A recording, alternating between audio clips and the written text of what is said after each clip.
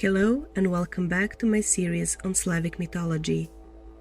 Today we will talk about Veles, god of nature, earth, forests and wildlife, also known as the god of cattle and protector of shepherds.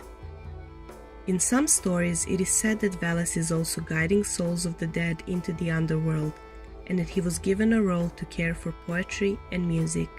It is believed that he correlates to Indo-European deity Mitra or Norse god Loki, with whom he shared tendency for trickstery. Veles has been described in a few different ways. Either he was seen as strong and muscular young man with large horns, or old man with grey beard carrying shepherd's stick. In both versions he is described to be quite masculine. Because of his horns he was interpreted as image of the devil in Christianity later on, and in some cases was believed to be god of the underworld. Veles's animal counterpart was bear, while in some cases dragon. It was believed that he could turn into bear and live between the roots of giant trees. His symbolic tree was willow, similar how oak was patterns.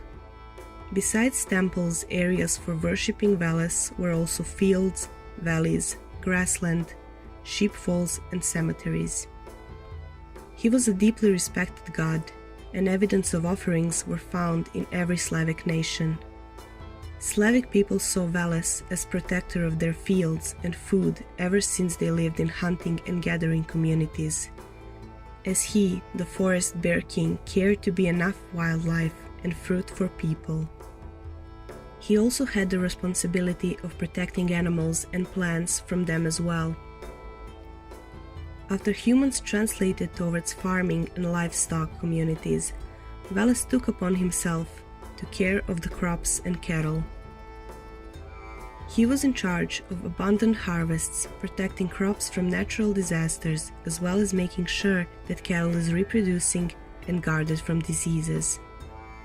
Veles's beard, or God's beard, is first or last bundle of wheat after mowing, which people would put at the top of their barns or keep it in their homes to use its grains first in sowing next year.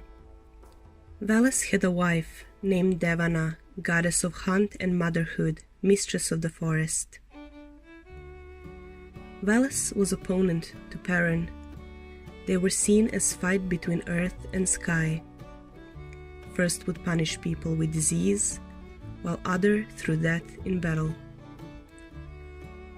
Veles was fond of trickstery, and therefore he would often steal cattle, women and servants from Perun, constantly challenging him.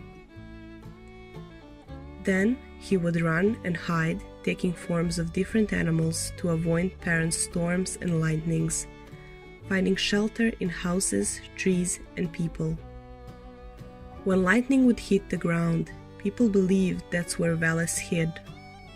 One legend says that after Perun's victory, he would let the rain fall and exile Veles into the underworld, where he imposes his rule. In the winter, Veles's power, chaos, would grow, while during the summer he would head back into the underworld. To celebrate departure of chaos, young men would dress in coats made of wool and wore grotesque masks before wandering through village and sang. Those songs were about how they are wet and dirty from their long travels, as allusion to them coming from the underworld where Veles resides. Head of the house would invite this man inside and give them presents. This celebration was similar to All Hallows' Eve and Carnival. Some authors see it as a good example of Slavic shamanism. Even though Veles played the role of a deceiver, Slavic people didn't see him as evil. His fight against Perun didn't represent fight between good and evil, but sky and earth.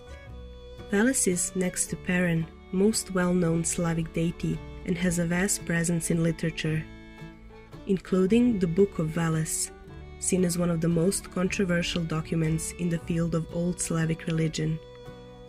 Many towns carry his name, and in Christianity his role sometimes takes Saint Basil.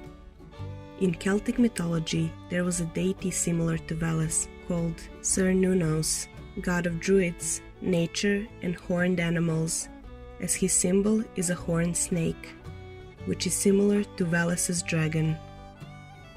Thank you for watching, and I hope you will join me in my next journey.